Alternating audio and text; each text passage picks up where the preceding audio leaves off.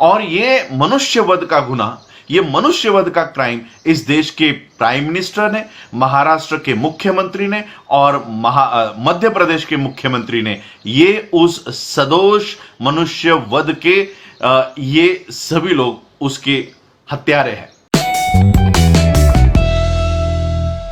जय भीम, नमो बुद्धाय। मैं राजरत्न अंबेडकर। कल महाराष्ट्र में एक बहुत ही बड़ी शर्मनाक और इंसानियत को शर्मसार करे ऐसी घटना कल महाराष्ट्र में घटित हुई।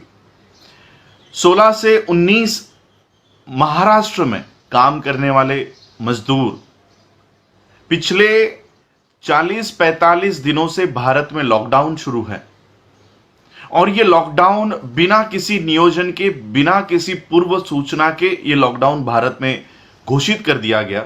इसका परिणाम ये हुआ कि जो लोग अपने अपने जगह पर गए थे, 20 मार्च 21 मार्च को अपने अपनी जगह पर, अलग अलग जगह पर गए थे, वो वहीं पर अटके रह गए। ठीक है, ये तो लोग 1-2 दिन वहां गए होंगे, लेकिन जो लोग बरसों से यहां पर काम कर रहे हैं, अलग अलग राज्यों में काम कर रहे हैं, ये अचानक घोषित किया हुआ जो लॉकडाउन है, इस देश के प्रधानमंत्री ने और अलग अलग स्टेट्स के चीफ मिनिस्टर्स, मुख्यमंत्रियों ने जो लॉकडाउन घोषित किया है, इसका परिणाम यह हुआ कि अलग अलग राज्यों में स्थलांतरित किए हुए जो मजदूर यहां पर काम करते हैं, जो इस देश के, जो इसकी इकोनॉमी है, इस देश का इंफ्रास्ट्रक्चर है, इसको खड़ा करने का जो काम करते हैं, इन लोगों की दुरावस्था यहां पर होने लग गई। इनके खाने पीने तक के यहां पर नियोजन नहीं है। इस अवस्था में सभी स्टेट्स में फंसे हुए जो मजदूर हैं, वो अपने अपने स्टेट्स में, अपने अपने घरों पर जाने के लिए वो बेताब है। पिछले कई हफ्तों से वो सरकार से निवेदन कर रहे हैं, वो पिछले कई हफ्तों से इस कोशिश में लगे हैं कि कोई एक ट्रेन छोड़ी जाए जहां से वो अपने अपने राज्यों में चले जाए। लेकिन आज तक इस देश का प्रधानमंत्री इस समस्या के बारे में बात नहीं करता। थाली बजाना, ताली बजाना, दिया लगाना और फूल बरसाना, इसके अलावा इन पॉलिसीज पर, इन योजनाओं पर इस देश के प्रधानमंत्री के पास बोलने के लिए कुछ भी नहीं है। और परिणाम यह हुआ कि महाराष्ट्र में, मध्य प्रदेश के रह रहे कुछ जो मजदूर हैं, उन्होंने ये तय किया कि कितने दिन हम यहां पर बिना रोजगार के, बिना खाना के, बिना अन्न पानी के यहां पर कितने दिन रहे। और फिर इन लोगों ने, जो एक ट्रेन छूटने वाली थी जालना से, ये मजदूर 150 किलोमीटर की जो दूरी है, ये पैदल ही तय करने के इरादे से वो पटरी से उस स्टेशन की ओर निकल पड़े। 45 किलोमीटर चलने के बाद वो स्वाभाविक है कि वो थक गए होंगे और वहीं पर उसी पटरी पर ये सभी मजदूर वहीं पर सो गए। और जो ट्रेन कभी नहीं चला करती थी, अचानक वो गुड्स ट्रेन, मालगाड़ी वहां पर पटरी पर आई और इन 16 लोगों की मौत हो गई। मैं इसे मौत नहीं मानता, मैं इसे प्री प्लान्ड मर्डर मानता हूं, वध मानता हूं, खून मानता हूं। और ये मनुष्यवध का गुनाह, ये मनुष्यवध का क्राइम इस देश के प्राइम मिनिस्टर ने, महाराष्ट्र के मुख्यमंत्री ने और मध्य प्रदेश के मुख्यमंत्री ने, ये उस सदोष मनुष्यवध के ये सभी लोग उसके हत्यारे हैं, ऐसा मैं मानता हूं। कोटा में फंसे हुए विद्यार्थियों को लाने के लिए महाराष्ट्र सरकार प्लेन भेजता है। प्रदेश में फंसे हुए भारतीयों को लाने के लिए भारत का प्रधानमंत्री जेट भेजता है। इन लोगों को लाने के लिए अगर हवाई जहाज भेज सकते हो, तो क्या महाराष्ट्र के और अलग अलग राज्यों में फंसे हुए इन मजदूरों को अपने घर तक जाने के लिए क्या एक छोटी सी ट्रेन नहीं भेज सकते? और इसलिए मैं ये मानता हूं, ये कोई ट्रेन का हादसा नहीं है, ये प्री प्लान्ड मर्डर है। और इस मर्डर के पीछे इस देश के प्रधानमंत्री, महाराष्ट्र के मुख्यमंत्री और मध्य प्रदेश के मुख्यमंत्री पर सदोष मनुष्यवध का ये जो गुनाह है, ये गुनाह इनके ऊपर दायर किया जाए।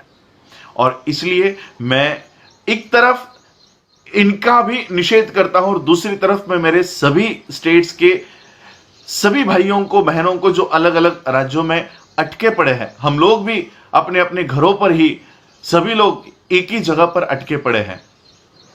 इसलिए मैं विनती करना चाहता हूं कि इतने दिन आप लोगों ने ये सारा लॉकडाउन है, ये सारा कर्फ्यू है, सेक्शन 144 है, ये सहन किया है, कुछ दिन और सहन करो। अपने बीवी बच्चों को लेकर इस तरह से अपनी जान को खतरे में मत डालो। इस देश के इंफ्रास्ट्रक्चर को बढ़ाने में, इस देश की इकोनॉमी में बढ़ाने में, इस देश के पूंजीपतियों का जितना हाथ नहीं है, जितना इस देश के मजदूरों का योगदान है।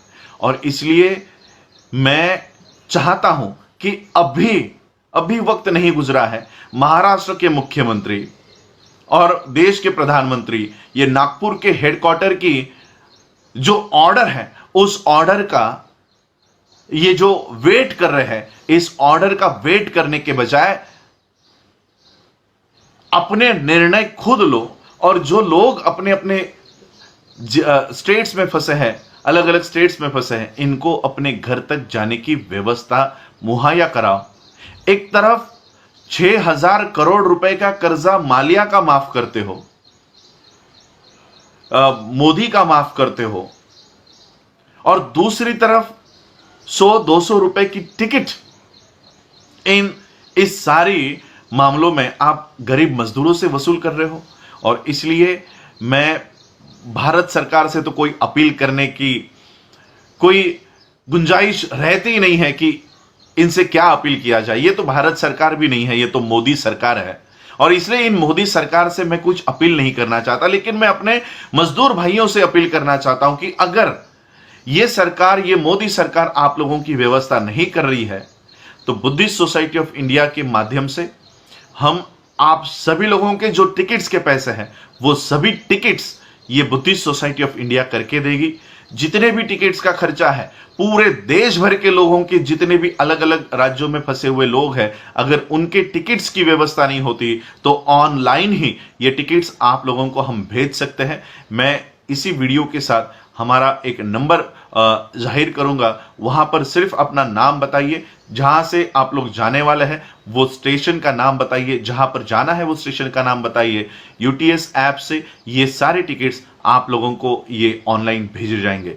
कम से कम इतना तो मैं अपनी ओर से कर ही सकता हूं।